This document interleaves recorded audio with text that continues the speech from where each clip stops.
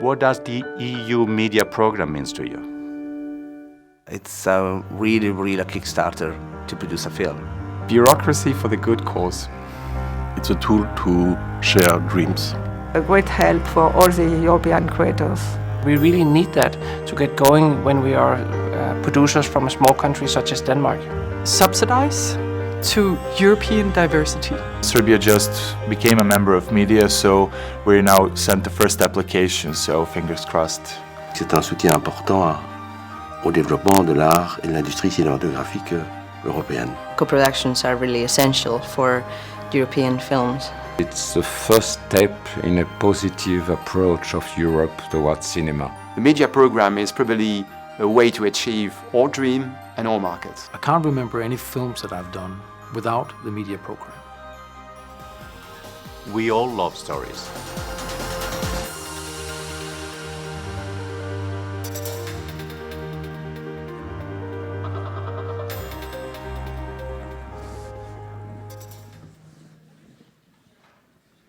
Hello again. Thank you for joining us for this leveraging investment panel. Just to mention that we will be taking your questions at the end in the final 15-20 minutes, so I hope you do have some great questions. Everybody needs money, so make these people your friends and use their expertise. Also, just to mention that the translation will not be working for the last 20 minutes of the session, hopefully during your question time. But I think everybody's going to be speaking English, so we hope that's not a horrible inconvenience. I'm going to let the panelists, we're really lucky to have quite a disparate group of people working in very different kinds of finance. So I'm going to let each of them explain what they do, how they work, if they're sort of private money, public money. And Roy, why don't we start with you? Thank you. My name is Roy Cremers. I'm the founder and managing director of voordekunst, which is a crowdfunding website. We focus on art in the broadest sense of the word, so visual arts, performing arts, but also film and media. I initiated the idea for this crowdfunding website in 2009 while I was working at a public art fund in Amsterdam. And back then, when I started working at this fund, I got more and more questions from people that weren't related to me, but that I know from a bit further, and they say, "Why are you funding the arts?"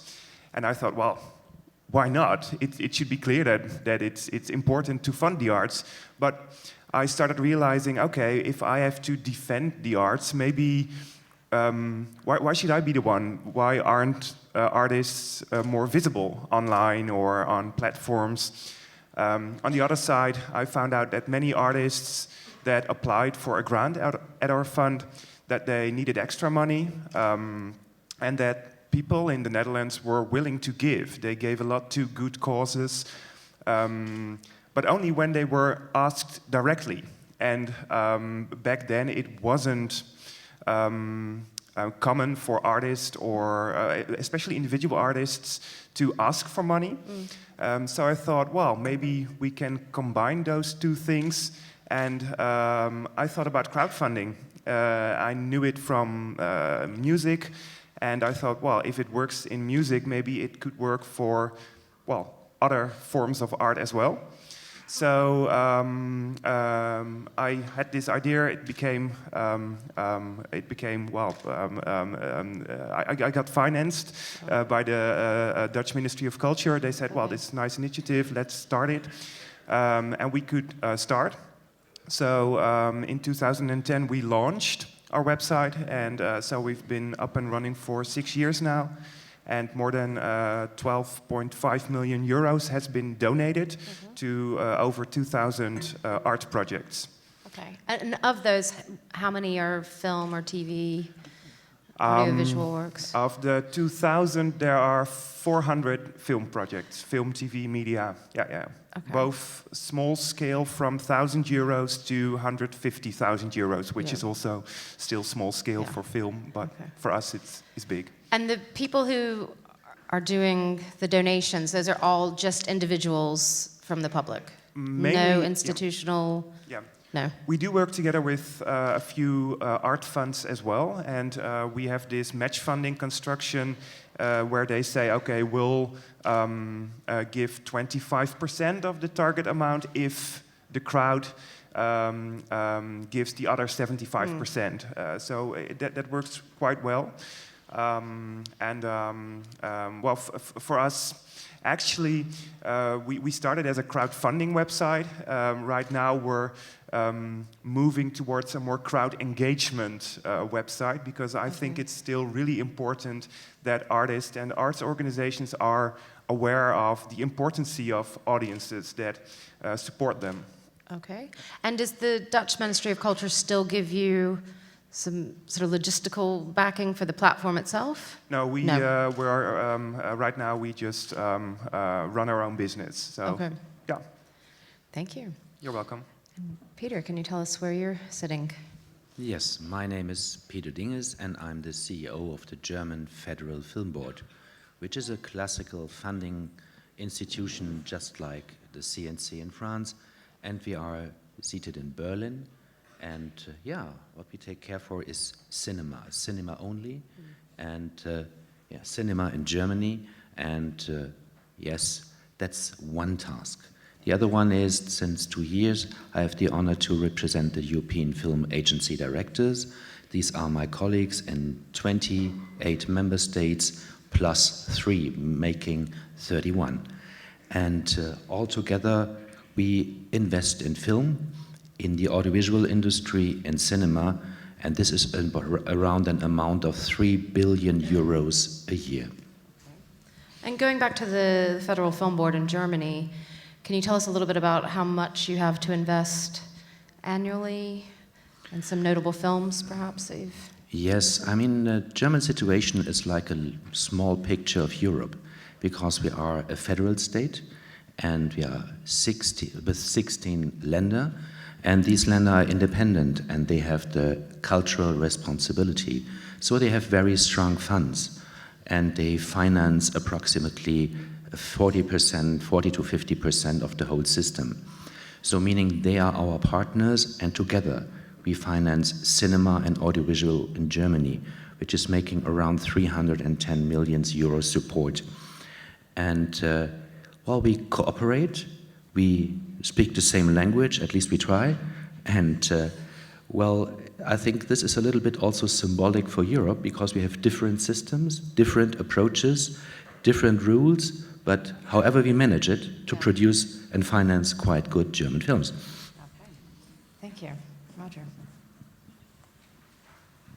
My name is Roger Havenith. I'm the Deputy CEO of the European Investment Fund, or EIF.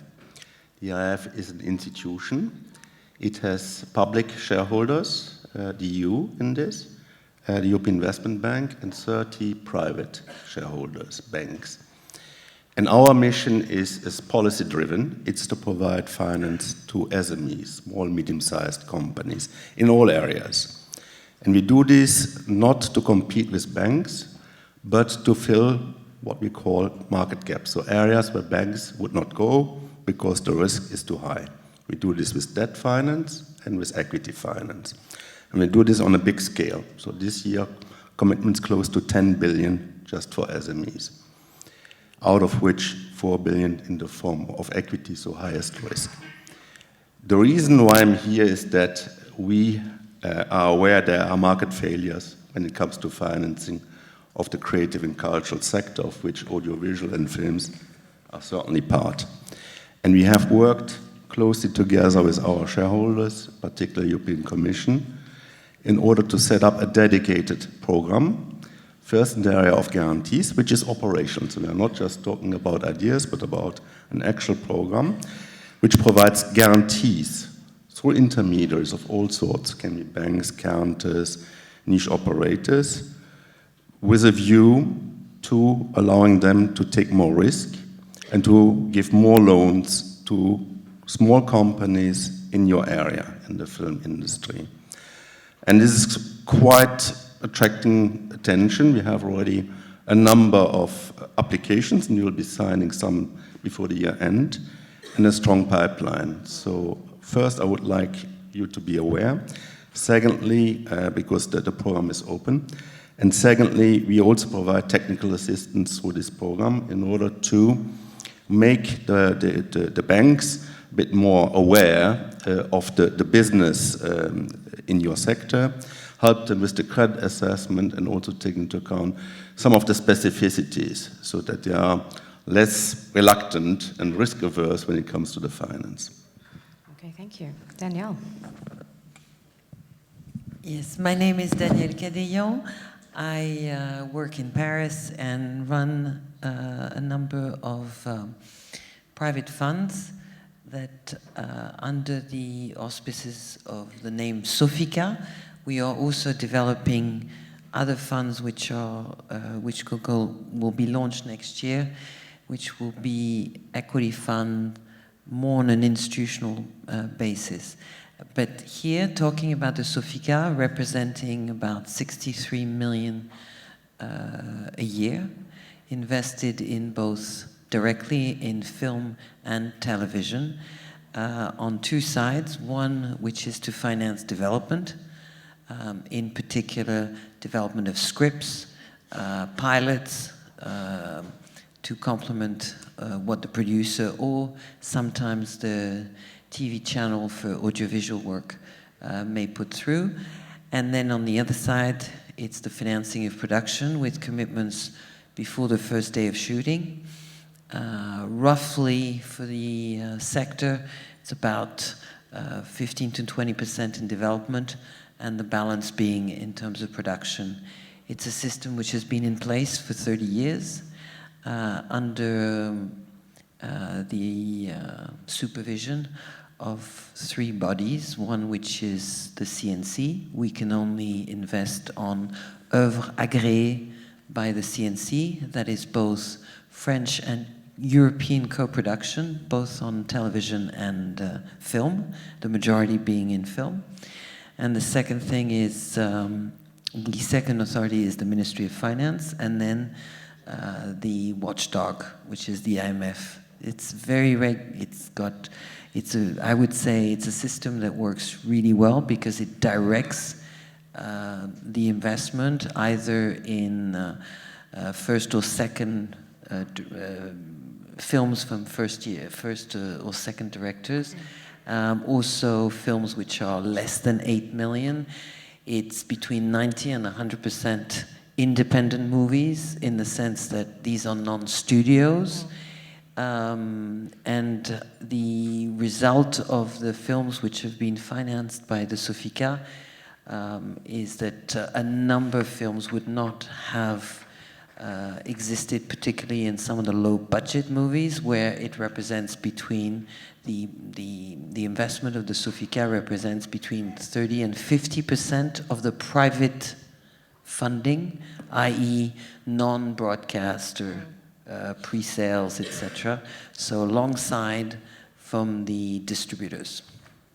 Okay, and it's purely private investors who are coming in? Yes, I insist on the fact the investor gets a tax break up front of 36% against his income tax, but it is completely private investors. The funds are raised between the end of September and December. In fact, in our case, we've completed our fundraising about 2 weeks ago. But the issue is that it's Mr. Smith and Monsieur Dupont and who come in. And I think I like to consider what we do as being equity in films, because one of the things, and I welcome the initiative of the EU, one of the things is that our counterparties, whether it's producers, distributors, and I'm not talking about the studios, all have endemic problems, which is they have no shareholders funds. They have no equity base. And the system of the Sofica is for a limited time. It grants the producer a first and last call on the rights at the end of the period of 5 years, which means that it's also a way for a producer who initially is only concerned about the financing of his film and never about the future. It's a way for him to build up his portfolio of rights after 5 years, which we think is very important to try and improve his balance sheet. Yeah. Okay, thank you. And Christof. Thank you. My name is Christof Papousek. I'm CFO and co-shareholder of Constantin-Film and Cineplex group of companies. We are based in Vienna, and we are not a subsidiary of the German-based Constantin-Film. We have been until 1979, and we still kept the old name because the company was founded already in 1951, right after the Second World War. And at the beginning, we started as a distributor and exploited sub-licenses from Germany in Austria. And in 1967, we started with our first cinema. It was a single-screen cinema in Vienna, and this was the beginning of building up a cinema chain, first in Austria, and then in 9 other European countries, strongly focused in the southeastern part, in the West Balkan region. So from Austria, in former Yugoslavia, Albania, and Greece. Currently, we run close to 50 cinemas, approximately 320 cinema halls, with an average attendance per year of about 12.5 million people visiting our cinemas. We still have our distribution business. We are a strong independent distributor in Austria and German-speaking Italy, mostly in independent titles, but also representing Paramount Pictures from 1st of October this year in Austria and in the southern countries of former Yugoslavia. From the investment side, we are a strong investor in cinema infrastructure. We create new theaters, new cinema facilities, especially in southern Eastern Europe, but also still in Austria. There are some white spots where we invest in cinemas because cinema goes down on a regional city level. Also modern cinema with 4 or 5 screens can be profitable in smaller cities with 40 or 50,000 inhabitants only, as long as the average ticket price has quite a level, which is not, let's say, in Serbia or in Albania. That's what we do. We have a 7-year investment scheme from 2011 till 2018, where we invest 85 million euros in cinema infrastructure. And parallel to this, we invest yearly approximately 5 million euros in the release of movies, only theatrical, in Austria and German-speaking Italy. And here we are a great beneficiary of the automatic scheme of the media program, of course, and we are very happy that this is in place, and it is encouraging us to release many titles in a much broader form than we could do without the funding. And we are also part of the Europa Cinema Network with 5 theaters, and we are very happy to focus in these specific theaters on the European titles. And when you are investing in new infrastructure, a new cinema, it might depend on where that's being built, but do you ever get tax breaks or public funding to help build those, or is that simply a private investment? It depends. Unfortunately, not very often. When Austria joined the European Union in 1995, there was the eastern part of Austria defined as a Target 1 region, and there was a 15 years program which ended in 2010 with the first chapter, and now there is a fade-out period. So we will have a last cinema project in 2017 where we get 10% subsidy for the cinema technology equipment. But nothing more. There are no tax breaks. We only benefit of the subsidies of Europa Cinema when we create theaters which can be part of the program. Okay. But we, maybe to add this here, and maybe we can discuss about that later, about this guarantee facility which is new in place. We use financial support of Österreichische Kontrollbank, which is a public bank organizing special subsidies for the Austrian economy, also for investment abroad, as long as you have a positive economical effect in the home country.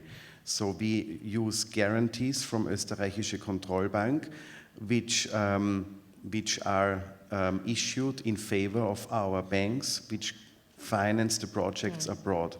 And so it's cheaper to refinance the project for the bank. We have lower margins, and we can also ensure the investment risk in risky countries such as Serbia, Kosovo, Albania, where we can have a risk insurance for political risk, risk of war, risk of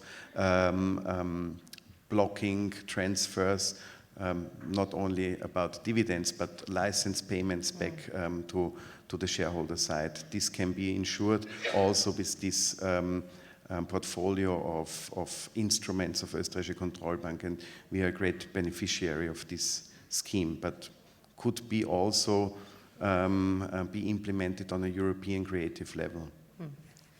Roger, I'd like to maybe ask you to go ahead and talk a little bit more about the guarantee facility and how it's working so far and the potential you see for it to grow, I guess.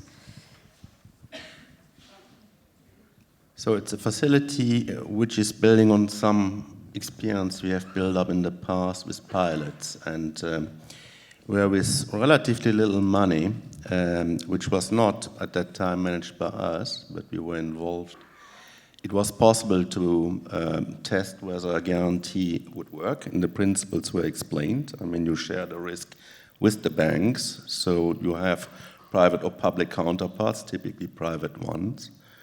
And when a loan is not repaid, you take part of the hit. Now, with this type of solution, with some 8 million, it was possible to support in the past some 33 films. And of course, we saw potential for doing much more on a bigger scale, also not only in a few pilot countries, but across the European Union. And that's why, together with the European Commission, we have been working on lessons learned from this. There was also an expert group bringing together many actors from the field, not only from the finance sector, but also experts in the area, on a broader scale guarantee, which is, as I said before, targeting not only the film industry, but the creative content sector as such. It has a sizable volume, but we feel it might certainly not be sufficient. It's around a little bit more than 120 million of budget resources from the European Commission now, which will be leveraged because for each of the loans, we share the risk, as I said before, and also we do take hits up to a certain level. And the longer the cascade is, the more leverage you have, the more private money you attract into this. So we are currently around expecting on a conservative basis a leverage of minimum 7, but possibly more.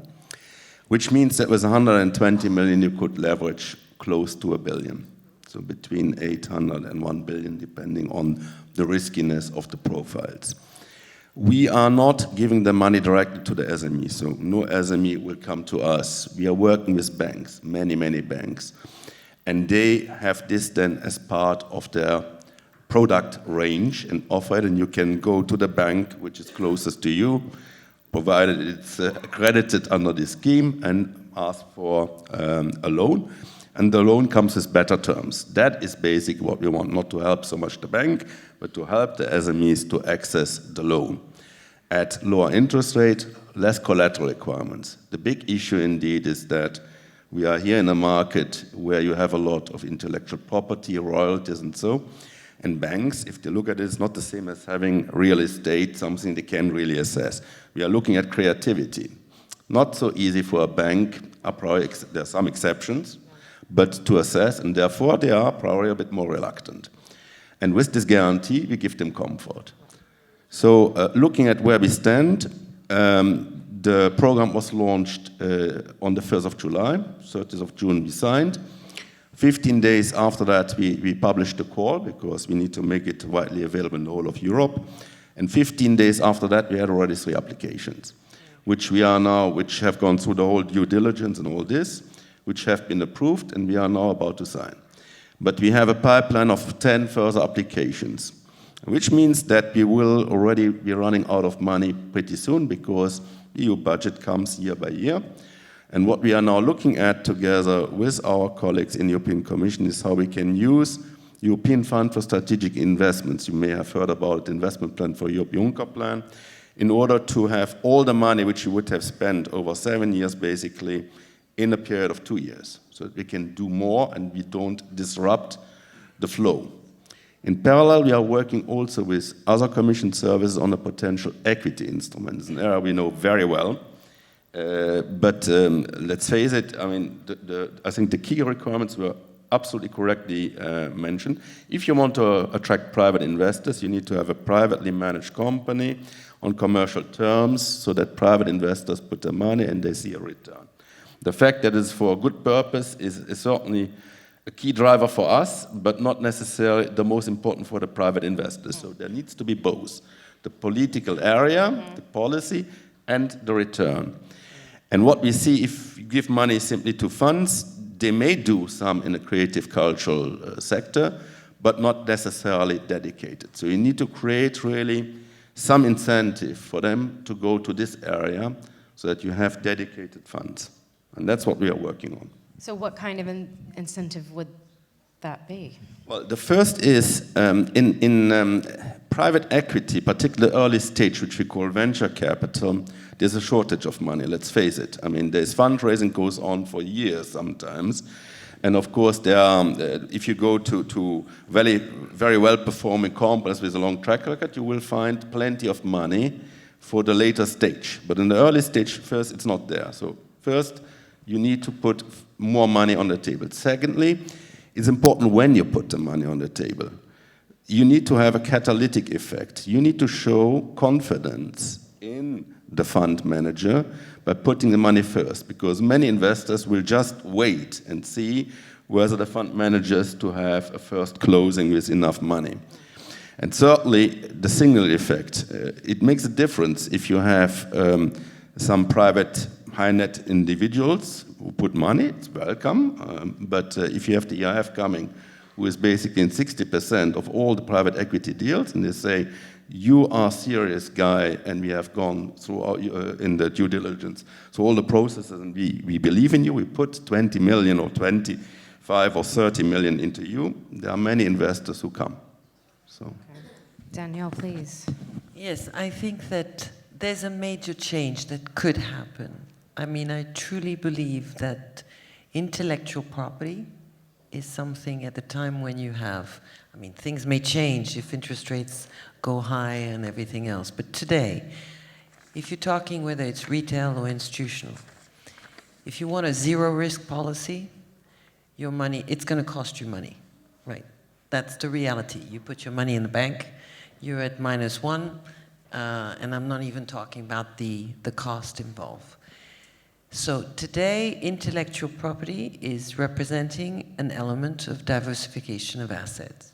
We are seeing both on the retail front as well as on the, you would have called business angels, etc., an interest in that front. And when I'm talking intellectual property, we're talking about films, we're talking about audiovisual work, we're talking about the whole spectrum. I may not be talking about paintings and whatever, that's a different issue, and it addresses a different category of investors.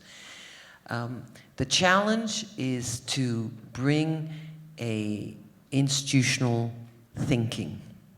And institutional thinking means that you have to have transparency, you have to have visibility, you have to have certain rules which apply to the private equity sector, whether it's early stage, mid stage, etc. Getting money to securitize a catalog, it has been in existence for many years. That's not very complicated. The issue is to try and get private equity, or I'd say private investors, to come in at a very early stage.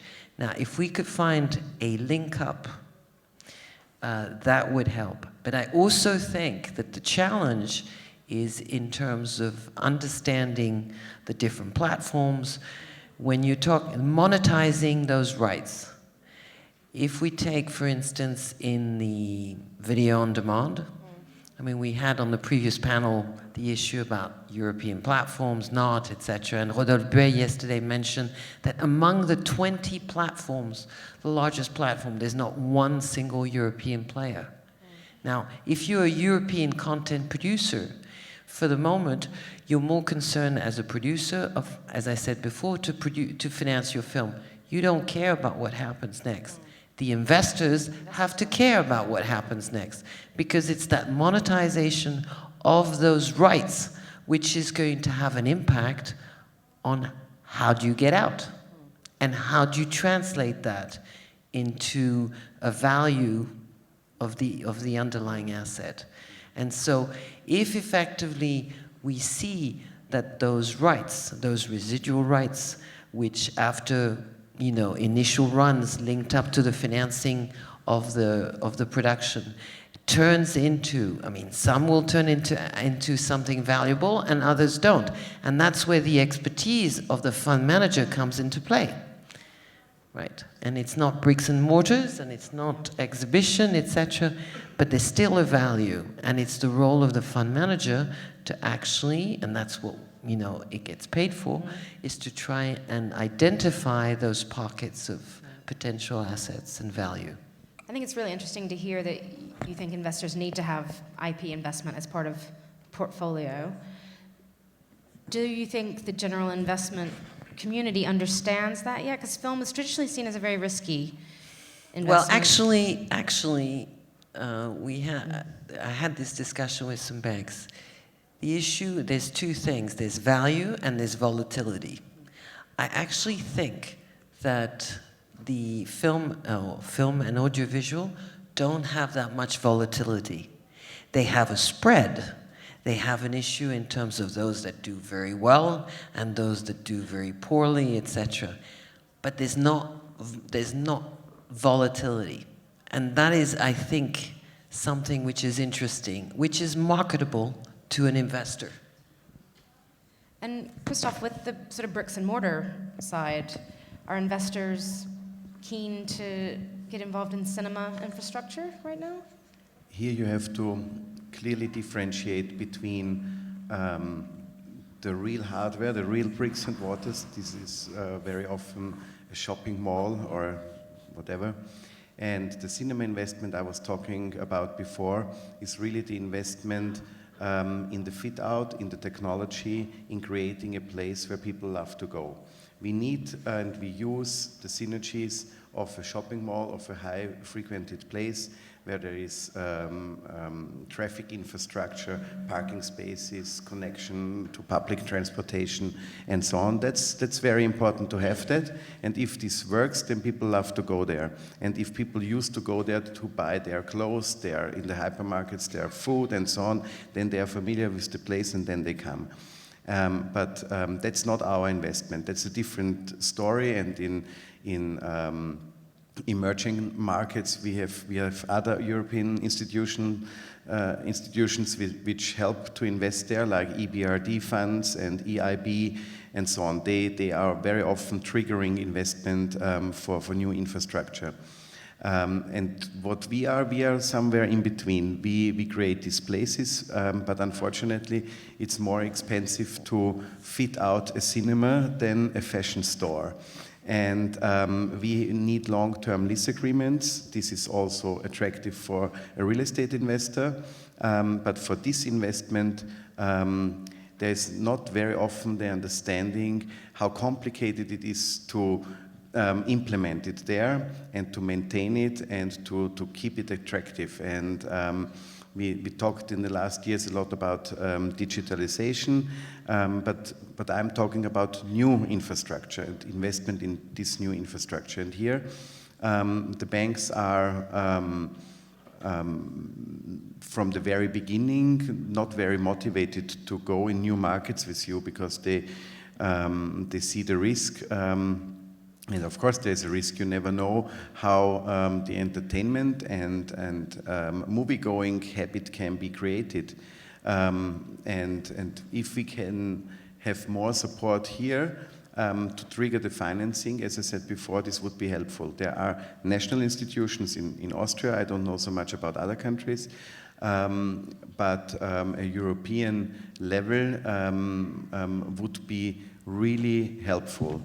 And you can connect it, of course, also to a kind of obligation to show European content, maybe in a positive way, that you reward it, not to limit it when you do not show a specific percentage, but to reward it. I think positive systems are always the better ones. Okay. And Peter, I wanted to ask you, obviously EFAD has been meeting here, and these are the national film funds. Politics are shifting around Europe. You know, some cultural funding might be in danger in some places. Is that hitting these funds yet? Or is there volatility there at the national film funding level that you're seeing? Yes, certainly we are vigilant. We are also sometimes concerned by the situation. But first of all, it's all about cooperation, and it's all about working together. And quite often in Europe, it's a communication problem. So when you communicate the right arguments and the right points, and you have very good partner, I see Lucia Ricalde sitting there, of the media program, then you find solutions. And certainly we are concerned by certain things. But let's not talk first about concerns. First of all, I think we take the right steps in Europe. We create a legal framework for the digital single market, although I do not like this word very much. It's much more a common digital market. I would say this is a very big step, the AVMS guideline, level playing field for the different companies, somewhere between, I would say, the broadcasters and the new media companies, to find a new regulation framework on the copyright side. All these are steps in the right direction. But when it comes to financing of films, when it comes to distribution of films, we all know, and I don't have to mention it because Mr. Ansep already did it, Oettinger yesterday. So we are all aware of the fact that financing and distribution of films is working territory by territory. And if we destroy the principle of territoriality, we will damage the financing and the distribution of European film. And then we don't have to talk about financing because you destroyed, as we heard it, the stories and the film itself. So we need product, and product needs financing and distribution. And if you create this framework, I think the European side, the Commission, is pretty aware of this problem.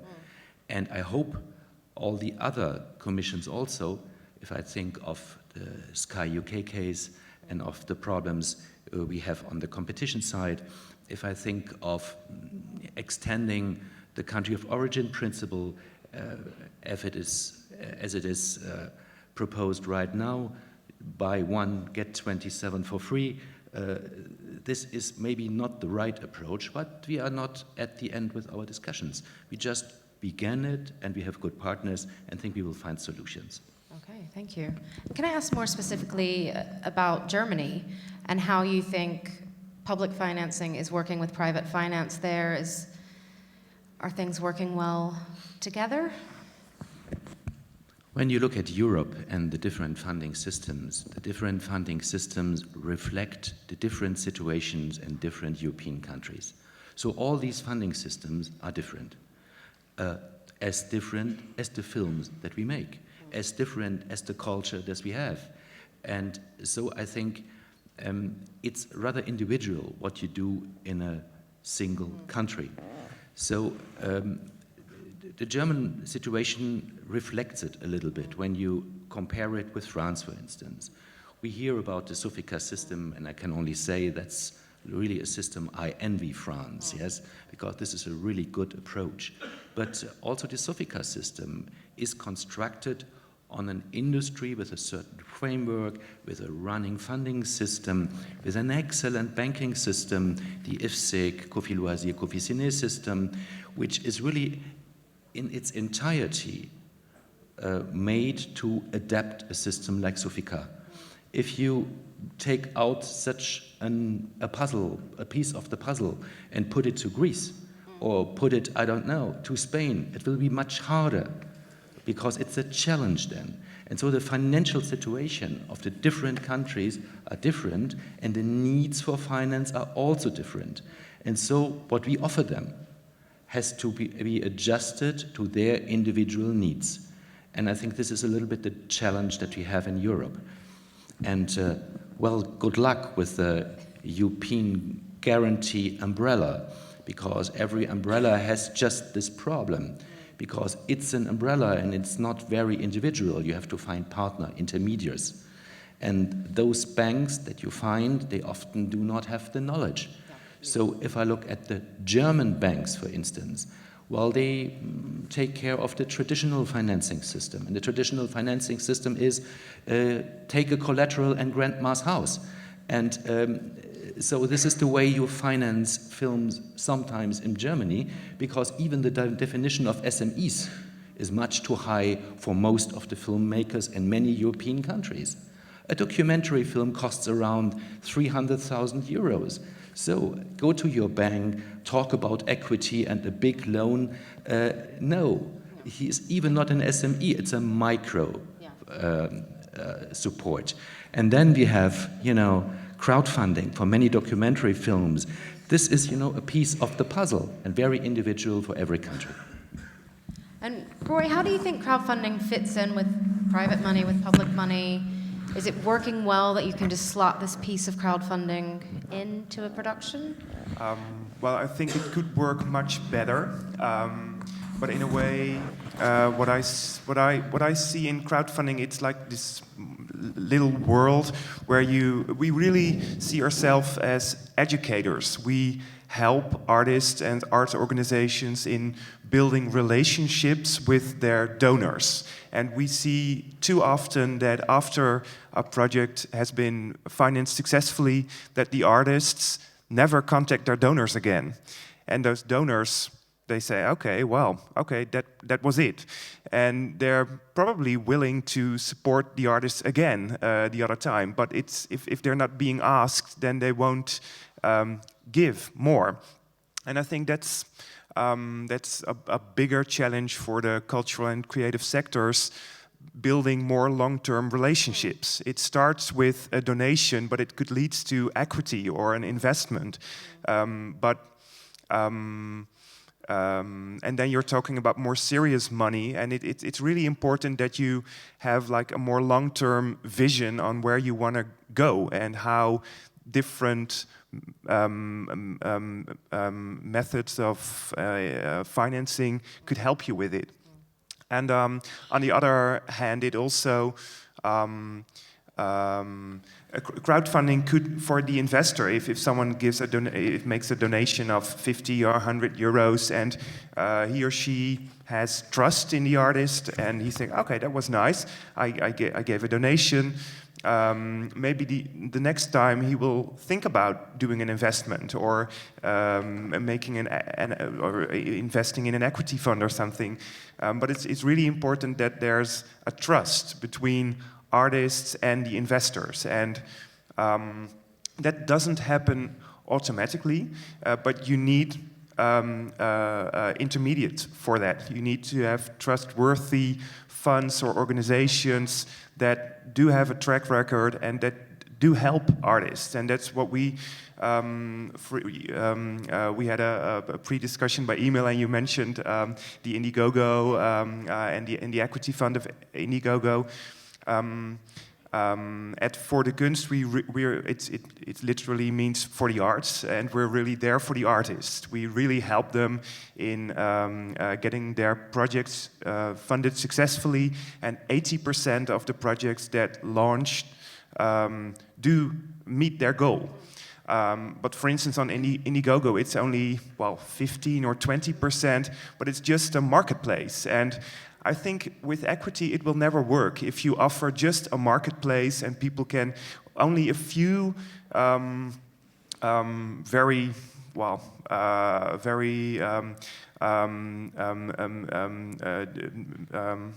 popular projects will raise their goal, but Joss the more Whedon or experimental something art house projects will never make it. And therefore you need intermediates that can judge projects and makers on their quality. I mean, Danielle, does something like Indiegogo now offering people the chance to buy equity in a film, does that worry you from where you sit, or do you see that as a positive development? Well, I think the more there are people who are interested in investing in films and TV series, etc., the better. The only question is, what do you promise in exchange?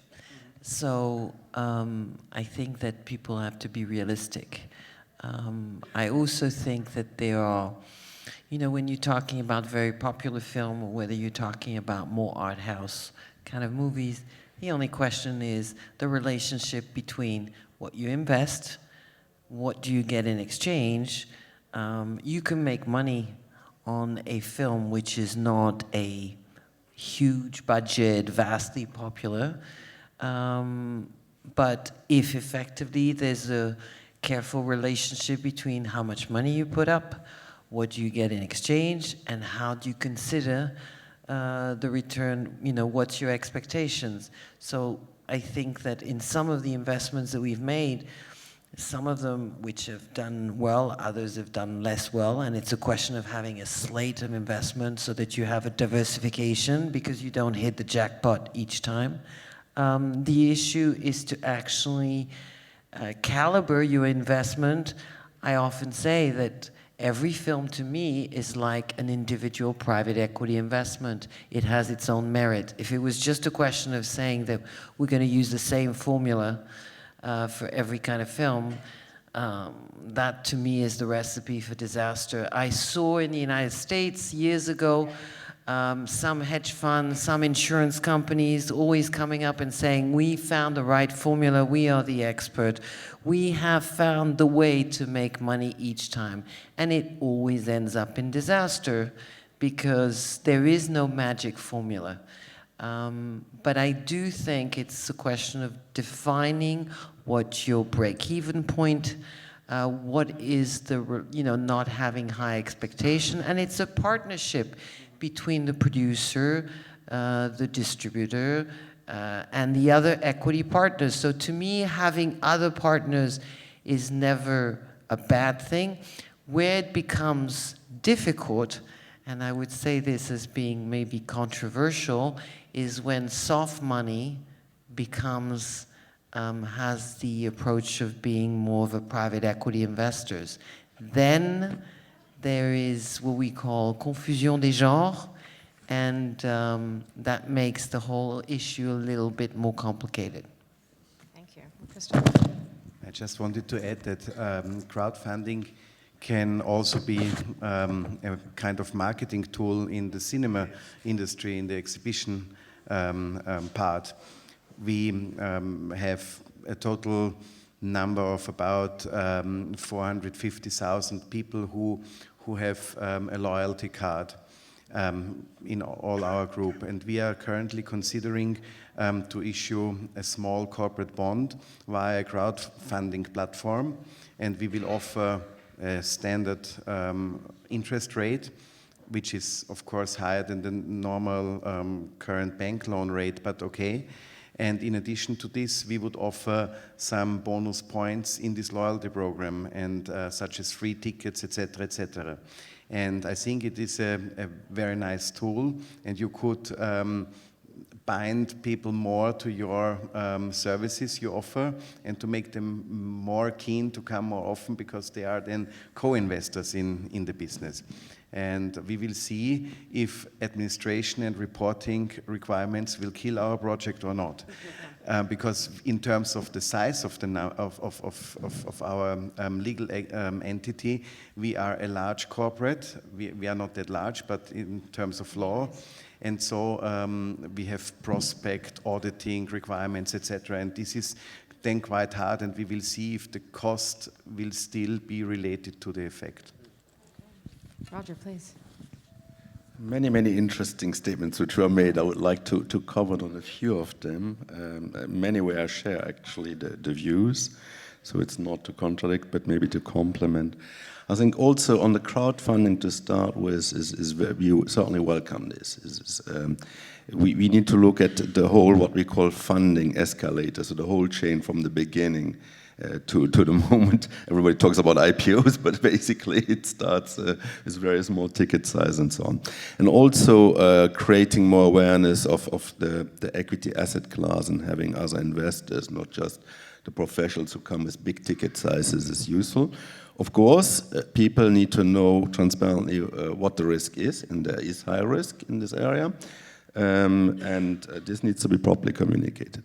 Now, on the issue which I find a fascinating topic of geography and whether you can have one size fits all, I'm fully with you. I must say we have an umbrella program with the Commission, which, however, defines in a structured way the key parameters within which we have quite a lot of flexibility, and we are not going for one size fits all. Each of the proposals we get reflect the market realities in the country or the region, including also the products that particular intermediaries have.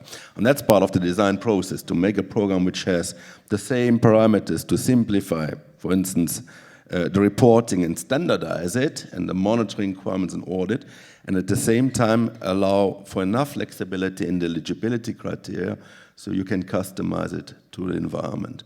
And in addition, I think also the fact that it comes with technical assistance, building of knowledge for the banks in this area is certainly a valuable feature.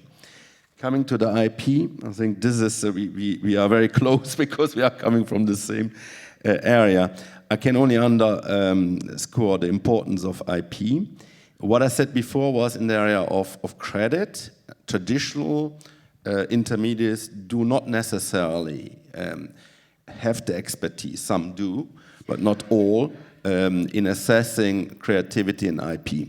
And then they resort to personal guarantees, which is, of course, not what we want. But in the area of equity, beyond the film industry, this is a big topic, because if you look at the whole of research, for instance, applied research, there are tons, of patents around, and very valuable IP, but it doesn't necessarily always translate into commercial applications. And there are actually funds in the area of, for instance, technology transfer who have made a business out of that. They know very well this, and we are also in this area very much represented. We invest in these funds. And they are quite hands-on. They look at how they can aggregate also IP in a meaningful way, creating network, bringing basically IP to possible customers and seeing what are the possible applications. And clearly here in the equity field, IP is a big thing. Then a word maybe on the grants, which was touched upon before. We don't see financial instruments as something which would replace grants. We see it rather as a complement. Grants have a raison d'etre. They are in certain areas the best way. I mentioned before research, basic research, you don't do financial instruments. Equally, if there's not a return perspective, there's no reason why you put in place a very complex financial instruments if you can give a grant. However, financial instruments allow to scale up. And they allow, in combination with grants, to do things you would not be doing from a purely financial perspective. So what we are working on, again, together with our shareholders, but also the broader stakeholders, how can we create the best framework for combining in a meaningful way grants with financial instruments, and at what stage do you use what? Of course, this requires also simplification of rules so that you combine it in one way, that you don't have, for instance, multiple reporting requirements. Last point I want to make is the importance of the sector and what it means. We are not going there, as the EFF, some private might, just to maximize profit. I said we are driven by the policy perspective, market failures, but this is clearly an area, and I'm not talking only about the film, creative content industry, which has an important economic significance. And that the sector, according to the statistics at European level, creates around 7 million of jobs. So not the film, but I'm looking here at the whole creative sector, video games and so on, museum, and represents 4% of GDP. So it's very important for Europe from an economic point of view, and it was mentioned in the previous panel also because it creates cultural identity, heritage, and this is very important. Now, in this, we need to have the right key performance indicators. It's not only volumes on finance, although I'm coming from the finance side. I think in this area it's important that we also agree on what we want to measure and that we keep track. I mean, I mentioned before the number of films. IP would be also certainly one of the things you want to track, and other more soft parameters. I think there is some need to agree a bit more going further if you want to scale this up on parameters where investors also see the benefit and where you can come up with measurable output. Yeah. And that could include measures of success like winning the Palme d'Or or something that's Absolutely. not just... Absolutely. It can be also qualitative measures of success, but something where you can show, I mean, we always tend to look at track record in terms of finance, normal. And I'm not saying you should replace it, but there needs to be something else in this field. Okay, I'd love to open it up to questions. We have some microphones. Does anybody have a question? Oh, there's one back there. They'll get you a microphone, please.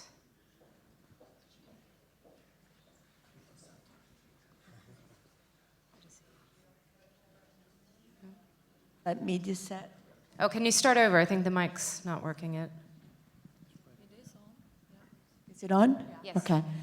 I'm Carolina Lorenzo. I work for Mediaset, Italy's largest commercial broadcaster. We're also active in Spain. My question is both for, I'm sorry, I say Danielle because I can't quite pronounce your last name, but also the two German investors. It's a great idea to have diversification of portfolios with IP. And as Danielle pointed out, you think there's no volatility, there's a spread about granting a return on investment with works that perform really well and those that don't perform well.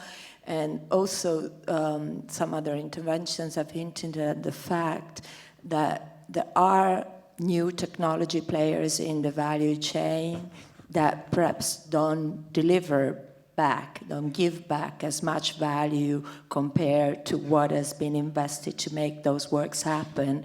And represented broadcasters, I would say that we will be very, very happy to have other private investors willing to take a risk, since it will offload our burden, which is both regulatory and also in terms of the risk that we take to make those works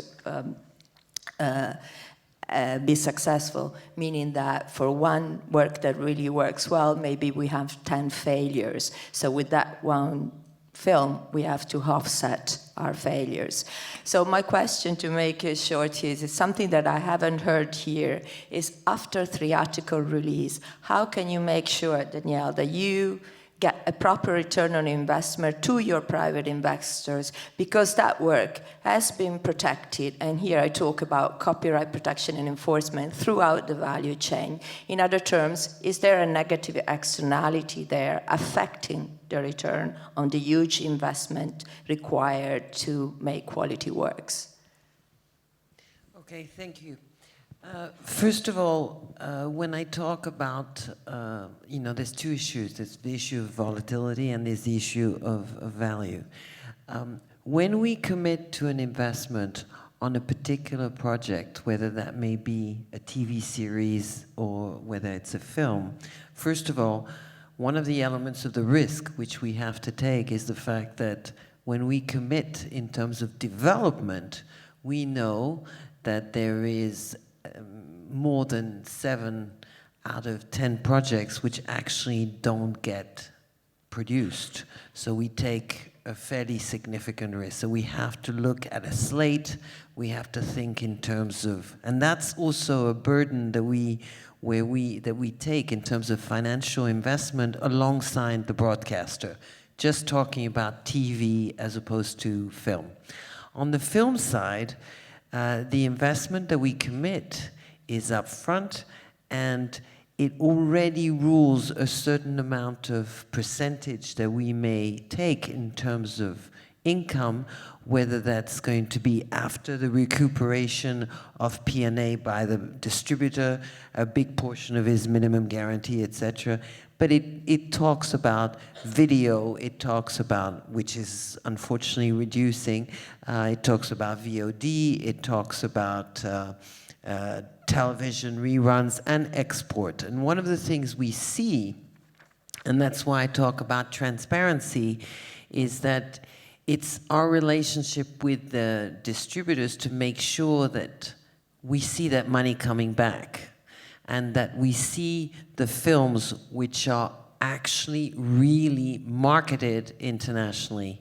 One of the problems that we're faced with is the good thing, as Christof Dardieu said this morning, is that the level of production is very high.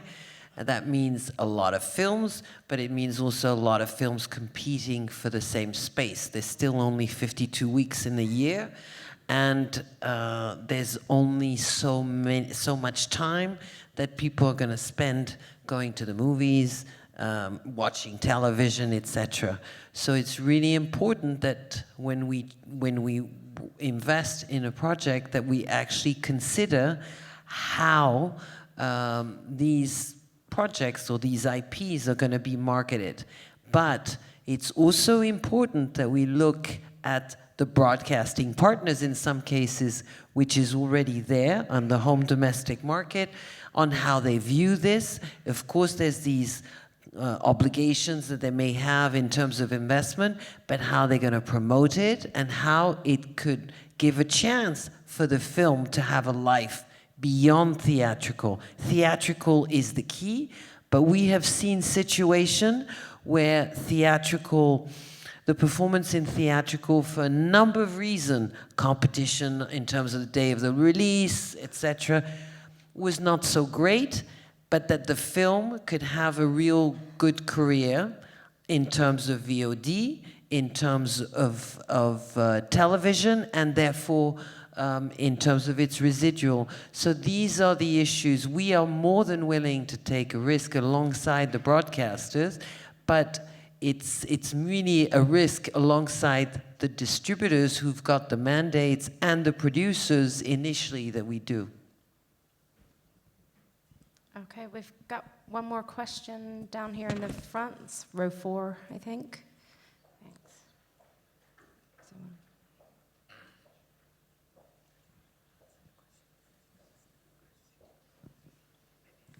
Yes, hi, hello. My name is Oliver Damian. I'm a German producer, and I'm also in the Independent Producers Association, a member in Germany. And I think it's, I think from my perspective, it's important also to give you feedback how producers currently, are swimming in the market, how we are trying to survive. It's a very struggling business, and I can say that we, there is a lot of economical pressure right now on independent producers. You can see that in Germany, for example, we had the cut on the automatic system down to 50 million, where we have, many more projects you would qualify. We have the tendency that projects go abroad, they go to other countries where there is better automatic systems functioning. There is, I can speak for Germany, there is no system for private investment, equity investment, for example. There is no Sofika, which is, I think, is a wonderful, tool, and I think that's something what we really should, try to establish all over in Europe, because everywhere there is the same needs. We all have really the same needs, and I'm wondering, how this can be achieved. Let's look at the TV quota, for example, in Germany. My couple of last films I've produced are done without television because, there's hardly any engagement anymore for independent productions. So in France, you have a great system still, you know, but I think it's, again here, you know, there is so many needs from the producer's point of view, and looking at the EIF and the banks, you know, I know from the German banks there's one, maybe two, who are involved in, you know, in cash flowing your contract. Not to talk about gap, that's gone, that's not existing anymore, you know. So also there, you know, big potential, but no movement so far. Thank you. Any thoughts on the producer? Can I just say one thing? Increasingly, what you are describing in terms of free TV, non-committing in terms of the budget, initially in terms of financing. I mean, of course, we have the pay TV, which is treated differently in France. In our case, roughly 40% of our investment in films have been in budget where on the financing plan there was no free TV. 40%. And so what happens is, in essence, we carry the risk. Now, out of all these films, some of them will not have a free TV afterwards. But that's a reality, it's a trend which is happening. You know, answering the lady from Mediaset, there's a trend in terms of, you know, concentration on some of the bigger budgets. And so, you know, there's a disengagement. There are less slots in terms of the free TV, which is aimed towards film. And so there is a competition for those slots. And so we, to a certain extent, do have to take part of that risk.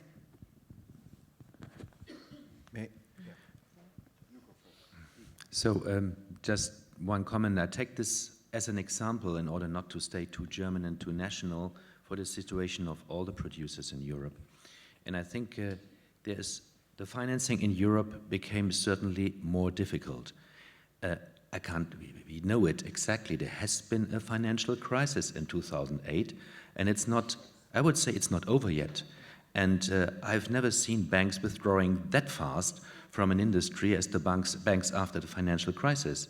So, and they didn't rebuild their business, not in Germany and in many other European member states. And this is a big, big problem. And so I think the move with the European guarantee umbrella is the right move in the right time. However, how to persuade them, how to persuade the banks, how to persuade them that film is not risky. I would say in the 25 years that I'm in the business, I've seen thousands of films and financing, and I think 1, 2, or 3 which might not have been completed in all these decades. Really, film is not difficult for the completion risk. There is almost none. It's difficult in other ways. It's difficult when we talk about success or whatsoever, predictability, and so on and so on. But to persuade the banks to enter this business is hard. And again, SMEs, I remind my personal discussion with the guy from Deutsche Bank. In those days, they have been still in the business, they aren't anymore. And I asked him, what is an SME for you? He said, well, over 1 million and something. This is not what we are talking about here, about helping German or, I don't know, Italian, Spanish, Benelux producers. That is not what they want. They don't want to have millions of gap financing. They want to have a partner next to them which makes a project financing, project-driven financing, which helps them make their movies. And this is a little bit the challenge of the banking system. At the same time, we have a reduction because there is one investor not sitting here. That's the private side of the film. And this is, for instance, the distributor. And the distributor is investing, and he is investing a lot of money. So he has to calculate the risk for the film. And he has certainly a problem with the home entertainment side, because we all know physical video goes down, VOD goes up, but both do not compensate each other, and there is a gap. At the same time, broadcasters go down with their slots, and so where shall they take the money from? So on the European side, funding goes up, maybe not in Germany last year, but in general we have, all these tax credit, tax relief systems, coming like mushrooms out of the floor. And so there is a lot of funding money all over Europe, but it's not in every country the same situation, and the producers in many countries have difficulties. So I think this is the time to think alternatively, to think about extending maybe a Sofica system to other countries where it could be suitable, thinking about different methods of financing also for the theaters and the exhibitors, thinking of the big umbrella and training the banks. I think that's the right direction at the right time. Don't you think at the same time, one of the issues, if you're talking about monetizing the value of the end rights, I mean, one of the answers is obviously the video on demand, subscription video on demand. One of the issues that if you build a business model in the SVOD, it's a 10-year project. No private equity fund goes and looks in terms of investment for a large scale on a 10-year basis. It's a horizon which is way too long for private equity sector. The issue is the role of the European, on the European basis, because we need to drive the value of those rights. We need to actually make a difference in terms of the financing plan, which I come back, the producer's only concerned about how he's going to finance his film. And he's going to say, well, frankly, video on demand, I don't really care. I don't see much money. They don't contribute enough in terms of the minimum guarantee, et cetera, et cetera. If we were into a situation where the emergence of players on a European basis, and the only way is to do it on a European basis, to have the scale that we need, then in that case, in terms of investment for the purchase of those rights, to give a value, some underlying trend, we're competing with Netflix, we're competing with Amazon, we're competing with a lot of other players everywhere. And we are still quite fragmented on the video on demand, and we don't have that economy of scale. But it's both in terms of the purchase of the value and the identification among the consumer. I mean, the people who spoke on the panel before said, nobody wants to be a subscriber to 20 different platforms. So there has to be some champions or some European champions who are basically going to offer a product, but they need the biggest expenditure is the purchase of the rights. And that's a 10-year plan. Can you go very quickly, Christof? Yeah, very quickly, one thing from the cinema side. You have to bear in mind that due to the digitization and to the easy access to the big screen, there is more and more content coming. There are so many titles, and you have to calculate also that the theatrical exploitation is limited because so many other titles are always pushing from behind, and we have to discuss on a serious basis where is the border for a product not to enter the theatrical exploitation world. This is very hard, but we can, in a 10-screen cinema, we cannot offer 300 different movies per year. Nobody can ever understand what's coming here and follow the program. So we also, when we invest in a movie, all together, from the production to the distributor, have to analyze where are the chances in the cinema. That's not so easy. Great point. I'm afraid we're going to have to wrap because we're late for lunch, and that's disastrous. But thank you so much. There's so many interesting points made, and I hope you'll continue talking at lunch. So thank you.